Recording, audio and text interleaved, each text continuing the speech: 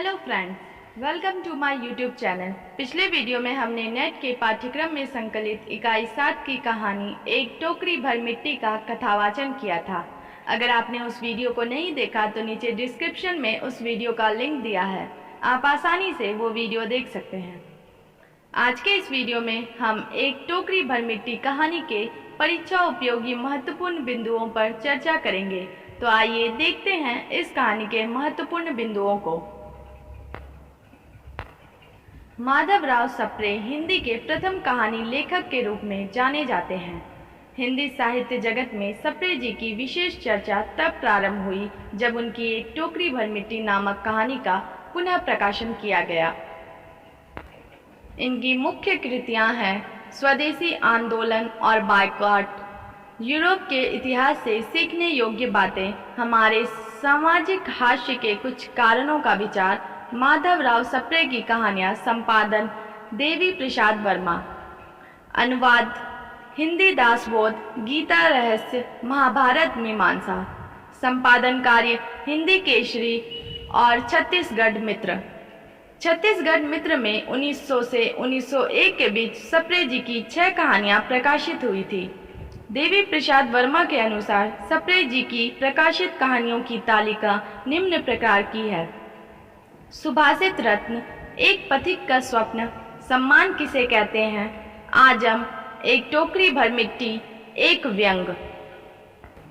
हिंदी की पहली कहानी कौन सी है, इस विषय को लेकर विद्वानों में मतभेद है। आचार्य शुक्ल के अनुसार पहली कहानी किशोरी लाल गोस्वामी की इंदुमती है और स्वयं उनकी कहानी 11 वर्ष का समय है। शुक्ल जी के अनुसार इंदुमती यदि किसी बंगला कहानी की छाया नहीं है तो वही हिंदी की पहली मौलिक कहानी है।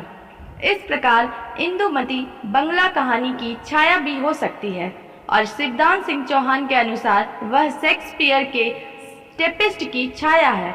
इसलिए यदि यह मान लिया जाए तो हिंदी की पहली मौलिक कहानी 11 वर्ष का समय ही है। किंतु इधर कुछ लोगों की खोज के अनुसार माधवराव सप्रे की कहानी एक टोकरी भर मिट्टी हिंदी की पहली मौलिक कहानी है, जो सन 1904 ईस्वी की छत्तीसगढ़ मित्र नामक पत्रिका मासिक पत्रिका में छपी थी। अतः इसे हिंदी की पहली मौलिक कहानी होने का श्रेय प्राप्त है। यह कहानी आर्थिक चेतना की कहानी होने के कारण आधुनिक अर्थमूला यथार्थवादी कहानियों की पहचान की पहली हिंदी कहानी है। इस कहानी के पात्र हैं जमींदार और गरीब अनाथ विधवा बुढ़िया। इस कहानी में निहित उद्देश्य है, इस कहानी में वर्ग विषयक विषमता का भेदक चित्रण है। एक टोकरी भर मिट्टी इस कहानी में जमींदार संपन्न तथा शोषक वर्ग का प्रतिनिधित्व करता है, अनाथ विधवा गरीब शोषित वर्ग का प्रतिनिधित्व करती है। इस कहानी में मानव मन की विवशता का मार्मिक अंकन है। इस कहानी में शोषण के खिलाफ विद्रोह है। यह कहानी केवल जमींदार के अत्याचार की समस्या को उठाती नहीं, अपितु अनाथ विधवा द्वारा उसका प्रतिकार भी करती है। यह कहानी हृदय परिवर्तन की कहानी है। इस कहानी के माध्यम से लेखक यथार्थ और आदर्श बड़ी सहजता से पाठकों के सामने रखते हैं। कहानी की अनाथ विधवा द्वारा सामाजिक संवेदना को वाणी भी दी है। मनुष्य अपनी जरूरतों से कई अधिक लालसा रखता है, इससे मनुष्य अपने पद से भ्रष्ट होता है। एक टोकरी भर मिट्टी का ना उठाया जाना और हजारों टोकरियों की लालसा रखना भी तो इसी ओर इशारा करता है। तो आइए देखते हैं इस कहानी की कथा वस्तु को। एक टोकरी भर मिट्टी एक प्रभावी कहानी है जिसमें वृद्धा की मार्मिक उक्ति जमींदार की वृत्ति ही परिवर्तित कर देती है। एक गरीब विधवा अपनी पौत्री के साथ अपनी झोपड़ी में रहती थी। यह उसकी बहुत पुश्तैनी झोपड़ी थी। उसका बेटा उस झोपड़ी में ही मर गया था। उसके बेटे की बहू भी 5 वर्ष की कन्या को छोड़कर मर गई थी और अब यही एक बालिका उसका एकमात्र आधार थी। जमींदार का महल उस झोपड़ी के पास ही था। उसे अपने महल के अहाते को झोपड़ी के स्थान तक बढ़ाने की इच्छा हुई। बुढ़िया से बहुत कहा गया, पर उसने अपनी झोपड़ी नहीं छोड़ी। किंतु जमींदार ने अपने बल के धन पर अदालत द्वारा झोपड़ी पर अपना कब्जा कर लिया। विधवा को वहां से निकाल दिया गया। वह कहीं पड़ोस में जाकर रहने लगी।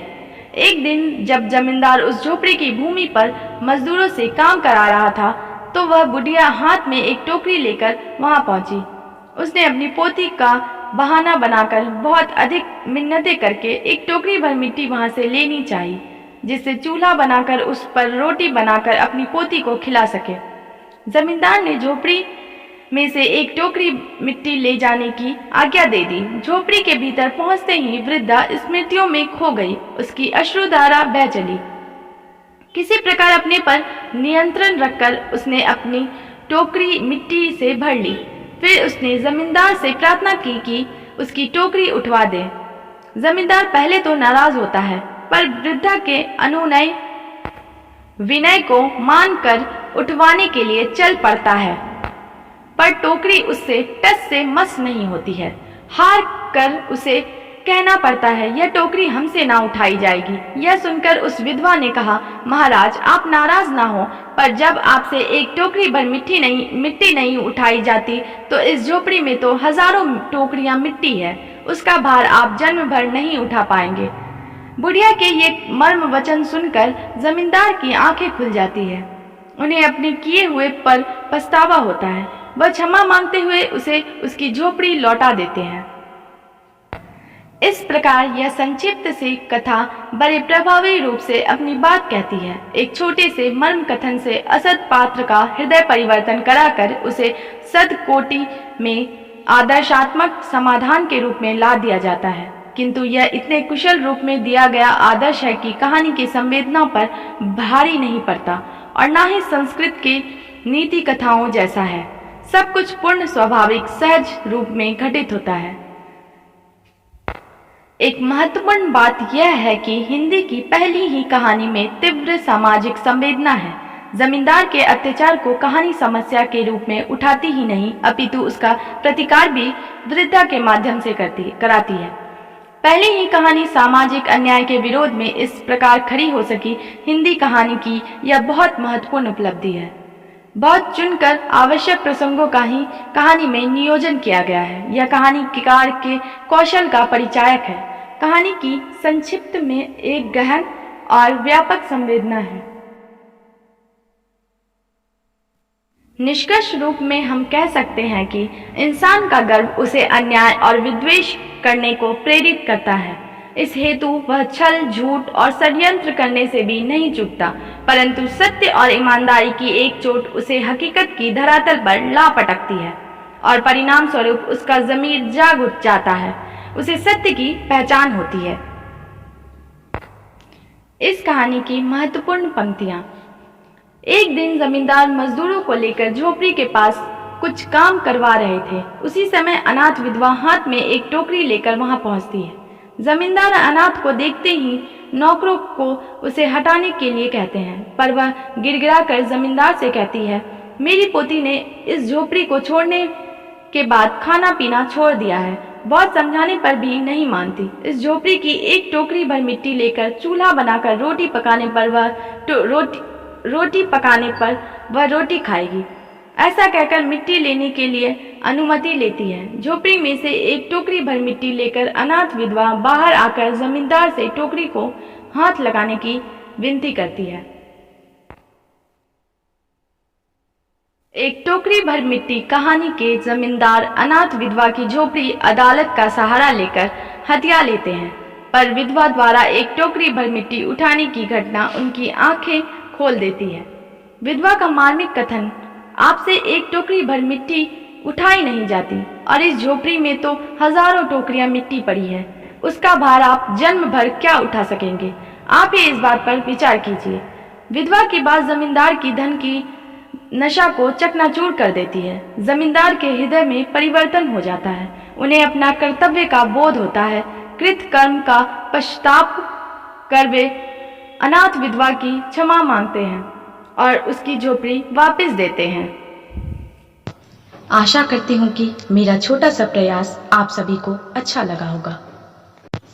अगर वीडियो पसंद आए तो चैनल को लाइक, शेयर, सब्सक्राइब करें और बेल आइकन दबाएं ताकि आने वाली वीडियोस की नोटिफिकेशन आपको मिल पाए।